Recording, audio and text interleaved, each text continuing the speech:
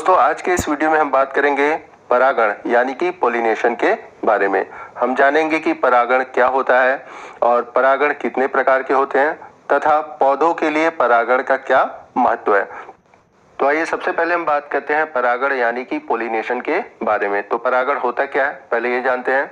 तो किसी पुष्प के पराग कोश से निकले हुए परागकण उसी पुष्प के वर्तिकाग्र या फिर उसी जाति के दूसरे पुष्प के वर्तिकाग्र पर पहुंचता है, तो इस प्रक्रिया को हम परागण यानी कि पोलिनेशन कहते हैं।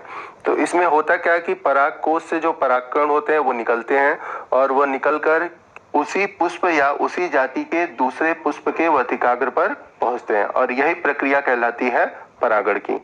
तो आइए मैं आप सभी को पुष्प के माध्यम से समझाता हूं। तो जैसा कि इमेज में आप देख सकते हैं कि एक पुष्प है जिसमें कि जो नर भाग है उसका परागकोश जब परिपक्व हो जाता है तो वो स्फुटित होता है यानी कि फट जाता है और परागकोश से अनेक सूक्ष्म नर युग्मक निकलते हैं जिसे हम बोलते हैं परागकण। अब ये जो परागकण होते हैं वो क्या करते हैं, स्त्री केसर के वर्तिकाग्र पर जाते हैं। या तो वो उसी पुष्प के वर्तिकाग्र पर जाएंगे या फिर अपने ही जाति के किसी दूसरे पौधे के पुष्प के वर्तिकाग्र पर जाते हैं। तो ये पूरी प्रक्रिया ही कहलाती है परागण या फिर जिसे इंग्लिश में बोलते हैं पोलिनेशन। नेक्स्ट हम बात करते हैं परागण के प्रकार के बारे में। तो परागण जो होता है वो दो प्रकार का होता है। पहला है स्वपरागण और दूसरा है परपरागण। तो स्वपरागण को इंग्लिश में बोलते हैं सेल्फ पोलिनेशन या फिर ऑटोगेमी, और वहीं परपरागण को इंग्लिश में बोलते हैं क्रॉस पोलिनेशन या फिर एलोगेमी। तो आइए सबसे पहले हम बात करते हैं स्वपरागण की यानी कि सेल्फ पोलिनेशन या फिर हम कह सकते हैं इंग्लिश में इसे ऑटोगेमी। तो जैसा कि नाम से ही क्लियर है, मतलब स्व का मतलब क्या होता है, अपने आप। तो जब एक पुष्प के परागकण उसी पुष्प के वर्तिकाग्र पर स्थानांतरित होते हैं तो इसे हम बोलते हैं स्वपरागण। तो इस प्रक्रिया में जो पुष्प के परागकण होते हैं वो उसी पुष्प के वर्तिकाग्र पर जाते हैं और यह परागण उभयलिंगी पौधों में या फिर ऐसे पौधों में होता है जिसमें कि दो एकलिंगी पुष्प होते हैं। तो याद रखिएगा कि जब एक पुष्प के परागकण निकलकर उसी पुष्प के स्त्री केसर के वर्तिकाग्र पर पहुंचते हैं तो यह प्रक्रिया कहलाती है स्वपरागण यानी कि सेल्फ पोलिनेशन। इसे इंग्लिश में ऑटोगेमी भी कहा जाता है। तो जैसा कि इमेज में आप देख सकते हैं कि जो पुष्प है, पुष्प में जब नर मैच्योर हो जाता है तो उसके परागकोश से परागकण निकलता है, तो वो परागकण उसी पुष्प के स्त्री केसर पर जाता है या फिर उसी पौधे के दूसरे पुष्प के स्त्री केसर के वर्तिकाग्र पर जाता है। यानी कि जो परागण होगा, स्वपरागण होगा, वह उसी पौधे पर होगा, चाहे तो वो उसी पौधे के पुष्प में हो या फिर उसी पौधे के दूसरे पुष्प में हो। तो जैसा कि यहाँ पर आप देख रहे हैं कि जो स्वपरागण हो रहा है उसी पुष्प में हो रहा है या फिर उसी पौधे के दूसरे पुष्प में हो रहा है। तो इस आधार पर स्वपरागण को दो भागों में बांटा गया है। पहला है ऑटोगेमी जिसे हम बोलते हैं स्वक युग्मन। तो एग्जाम के पॉइंट ऑफ व्यू से देखा जाए तो ये मोस्ट इंपॉर्टेंट है। और दूसरा है सजात पुष्पी या फिर हम इंग्लिश में जिसे कहते हैं गिटैनोगेमी। तो दोनों ही मोस्ट इंपॉर्टेंट है और एग्जाम में इससे क्वेश्चन पूछे जाते हैं। तो सबसे पहले हम बात करते हैं ऑटोगेमी यानी कि स्वक युग्मन के बारे में। तो जब एक पुष्प के परागकोश में बने हुए परागकण उसी पुष्प के वर्तिकाग्र पर पहुंचते हैं तो उसे हम स्वक युग्मन या फिर ऑटोगेमी कहते हैं। या फिर हम दूसरे शब्दों में कह सकते हैं कि जो ऑटोगेमी होता है वो पुष्प में अपने ही परागकणों द्वारा परागित होता है। और एक पॉइंट हमेशा याद रखिएगा कि ऑटोगेमी में सिर्फ एक ही पुष्प की आवश्यकता होती है, क्योंकि उसी पुष्प से परागकण निकला उसी पुष्प के स्त्री केसर के वर्तिकाग्र पर पहुंच गया और ये कहलाता है ऑटोगेमी। तो शॉर्ट नोट में आपके एग्जाम में पूछा जाता है, आप इसको अच्छे से तैयार रखिएगा। आइए नेक्स्ट हम बात करते हैं दूसरे प्रकार के स्वपरागण की, जो कि है गिटैनोगेमी, जिसे हिंदी में बोलते हैं हम सजात पुष्पी परागण। तो इसमें होता क्या है आइए समझते हैं। जब एक पुष्प के परागकण उसी पौधों में उपस्थित किसी दूसरे पुष्प को परागित करते हैं तो इसे हम सजात पुष्पी परागण कहते हैं। यानी कि कहने का मतलब है कि उसी पौधे के एक पुष्प से परागकोश से परागकण निकला और वह क्या किया कि उसी पौधे के दूसरे जो पुष्प है उसके स्त्री केसर के वर्तिकाग्र पर पहुंचा। तो एक में नर से निकला और दूसरे पुष्प के मादा पर पहुंच गया। तो इस प्रकार के परागण को हम बोलते हैं सजात पुष्पी परागण। इसमें याद रखिएगा कि इस प्रकार का जो परागण होगा उसी पौधे पर होगा, यानी कि उसी पौधे के दूसरे पुष्प पर होगा। ये नहीं कि ये दूसरे पौधे पे चला जाए, ऐसा नहीं है, उसी पौधे पर होगा। तो इस प्रकार से जो सजात पुष्पी परागण है वह एक ही पौधे में उपस्थित दो अलग अलग पुष्पों के बीच होता है।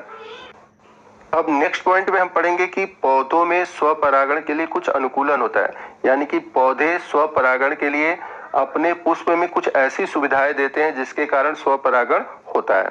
तो ये सुविधाएं क्या है, ये अनुकूलन क्या है, आइए इनके बारे में जानते हैं। तो हमारा अगला टॉपिक है स्वपरागण हेतु प्रयुक्तियां एवं अनुकूलन। तो सबसे पहला जो अनुकूलन है वो है क्लिस्टोगेमी। मोस्ट इंपॉर्टेंट है, आपके एग्जाम में इससे क्वेश्चन पूछे जाते हैं। तो आइए देखते हैं कि क्लिस्टोगेमी होता क्या है। तो कुछ पौधों में जो पुष्प होते हैं वो हमेशा बंद ही रहते हैं अथवा उस समय तक बंद रहते हैं जब तक कि उसमें परागण तथा निषेचन की प्रक्रिया संपन्न न हो जाए, और ऐसे पुष्प को हम बोलते हैं क्लिस्टोगेमस फ्लावर। यानी कि कुछ पौधों में ऐसे फ्लावर होते हैं जो हमेशा बंद रहते हैं और यदि खुलते भी हैं तभी खुलते हैं जब उनके अंदर परागण और निषेचन प्रक्रिया संपन्न हो जाती है। तो ऐसे फ्लावर को हम बोलते हैं क्लिस्टोगेमस फ्लावर। तो इस प्रकार के पुष्प में स्वपरागण ही होता है, क्योंकि पुष्प बंद रहता है तो उसमें आसानी से जो परागकण होते हैं वो परागकोश से निकलकर वर्तिकाग्र पर पहुंच जाते हैं।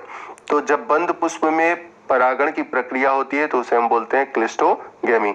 जैसा कि आप फिगर में देख सकते हैं, आपको दिख रहा होगा कि नीचे आप देख रहे हैं क्लिस्टोगेमस फ्लावर है जो बंद है और ये अंडरग्राउंड है। और ऐसा यानी कि इस प्रकार का जो क्लिस्टोगेमस फ्लावर का अगर हम एग्जांपल देखें तो आपको प्लांट में दिखेगा, और उस प्लांट का एक एग्जांपल मैं आपको बता देता हूँ। कोमेलाइना, जिसे हम कनकौआ भी कहते हैं, कॉमन लैंग्वेज में इसे कनकौआ बोला जाता है। तो इस तरह के जो क्लिस्टोगेमस फ्लावर होते हैं ये सुगंध रहित होते हैं, देखने में सुंदर नहीं होते, और चूंकि इनमें स्वपरागण होता है इसलिए इसमें जो पुष्प होते हैं वो आकर्षक नहीं होते। आइए अगला अनुकूलन देखते हैं जिसके कारण स्वपरागण आसानी से होता है। तो दूसरा है होमोगेमी। तो होमोगेमी होता क्या है, इस पे भी 60 नोट एग्जाम में आपके पूछे जाते हैं। तो आइए हम डिस्कस करते हैं होमोगेमी के बारे में। तो जब एक ही समय पर परागकोश तथा वर्तिकाग्र या हम कह सकते हैं अंडक पककर तैयार हो जाते हैं तो इस प्रकार के उभयलिंगी पुष्पों में स्वपरागण के जो अवसर होते हैं वो बढ़ जाते हैं। तो इसका मतलब क्या हुआ मैं आपको समझा देता हूँ। तो इस प्रकार के जो पुष्प होते हैं प्रायः उभयलिंगी होते हैं। दूसरा चीज ये है कि इसमें जो नर है और मादा है वो एक ही समय पर तैयार होते हैं, यानी कि एक ही समय पर ये पककर तैयार हो जाते हैं, जिससे कि आसानी से इनमें स्वपरागण होता है, क्योंकि एक ही समय में जो परागकण है वो निकलता है और उसी समय जो परिपक्व मादा होती है यानी कि अंडक होता है उससे निषेचन कर लेता है। तो एक ही समय पर नर और मादा यानी कि मेल और फीमेल के मैच्योर होने के कारण इनमें स्वपरागण की जो चांसेस है यानी कि जो अवसर है वो बढ़ जाते हैं। तो होमोगेमी आपको समझ में आ गया होगा कि जब एक ही समय पर परागकोश या फिर वर्तिकाग्र मैच्योर होते हैं। बात करते हैं तीसरे प्रकार की अनुकूलन की, जिसे हम बोलते हैं भिन्न काल परिपक्वता।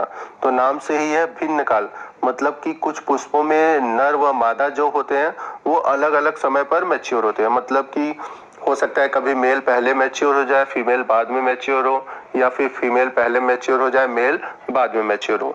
तो इसमें क्या होता है कि नर और मादा अलग अलग समय पर मैच्योर होते हैं, परिपक्व होते हैं, और इस प्रकार के पुष्पों में भी प्रायः स्वपरागण हो पाता है। ऐसा क्यों हो पाता है मैं आपको बता दूं, क्योंकि एक ही पौधे पर पुष्प है।